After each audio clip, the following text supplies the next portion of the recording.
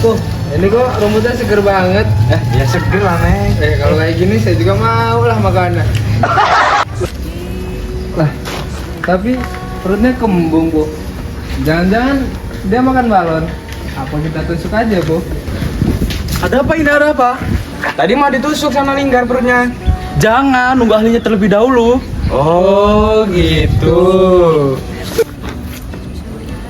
Halo Widana, tadi kan ada sapi punya peternak sini. Sapinya perutnya membesar. Tolong bantuannya dan mereka mau menusuk secara asal-asalan. Mohon bantuannya ya. Baik Mas, ini saya akan menuju ke sana. Ada apa ini bapak-bapak? Ini Pak, tadi kan sapinya kembung, tapi mau ditusuk langsung sama peternaknya. Ini Oh. kira-kira kenapa ya Pak? Oh. Dia nafsu makannya juga menurun. Iya. Nah, dilihat dari fisiknya ini memang sapinya ini kembung di area rumen atau di bagian perut sebelah kiri itu menandakan bahwa si sapi ini mengalami kembung atau bloat bapak-bapak. Oh, seperti itu Pak. Iya. Penanganannya gimana ya Pak? Ya, saya sedikit jelaskan ya bapak-bapak bahwa kembung atau bloat ini terjadi akibat di mana dalam rumen ini mikroorganisme yang harusnya mengurai gas metan hasil dari fermentasi itu mati. Nah itu penyebabnya bisa karena kondisi perubahan dalam lambung ini atau dalam rumen ini sehingga banyak dari mikroorganisme ini mati seperti itu bapak-bapak. Untuk faktor-faktor penyebab kembungnya apa ya, Pak?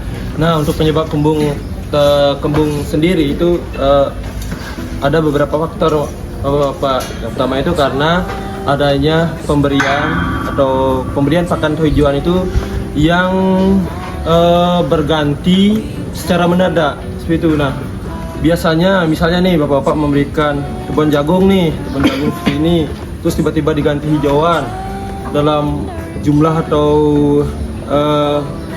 yang lebih banyak itu dari pemberian dari sebelumnya itu, nah itu bisa menyebabkan kembung bapak-bapak. Kemudian terus pemberian pakan yang terlalu keras. Nah kenapa? Karena pemberian pakan yang terlalu keras itu bisa menghambat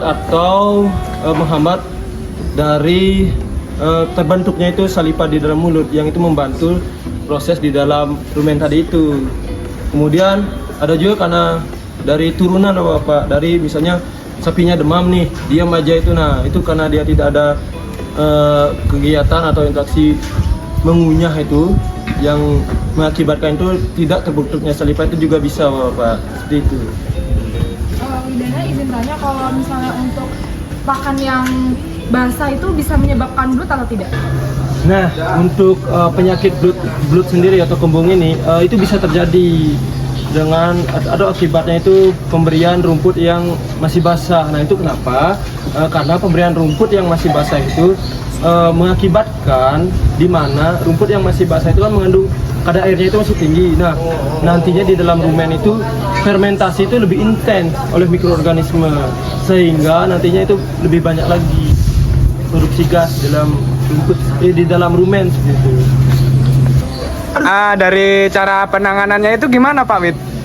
Nah, untuk penanganan penyakit bloat ini sendiri itu yang pertama itu wajib bapak-bapak ini menghubungi dokter hewan. Itu wajib sekali karena seperti yang tadi dapat laporan dari Bapak Noval ini, katanya ini ingin dilakukan penusukan ya? Iya, tadi dilakukan penusukan. Nah itu nggak boleh ya bapak-bapak. Kenapa? Karena ketika kita melakukan penusukan atau bahasa kedokteran itu namanya trokar. Trokar itu apa, Widana? Nah untuk trokar itu sendiri itu metode yang digunakan tuh untuk mengeluarkan gas itu yang itu dilakukan itu menusuk dari si perut sapi ini dengan alat khusus untuk mengeluarkan gas yang ada di rumennya seperti itu bapak. Oh, begitu. Terus hal apa yang tidak boleh dilakukan, Pak Wid, pas keadaan sapi kembung? Nah, hal yang nggak boleh dilakukan saat sapi dalam keadaan kembung itu yang pertama itu seperti yang bapak-bapak tadi ingin lakukan itu jangan melakukan penusukan itu tanpa didampingi oleh dokter, takutnya nanti malah nambah memperburuk keadaan dari si sapinya. Kemudian yang kedua, jangan memberikan sapi itu minum yang berlebih seperti itu. Jadi tunggu saja penanganan dari dokternya seperti itu. Baik Pak, terima kasih sudah memberikan info kepada kami yang masih awam terkait kembung atau blood yang sudah Bapak jelaskan tadi. Semoga kedepannya nanti kami bisa menanganinya dengan baik. Ya, sama-sama Bapak, semoga sapinya bisa kembali sehat seperti semula.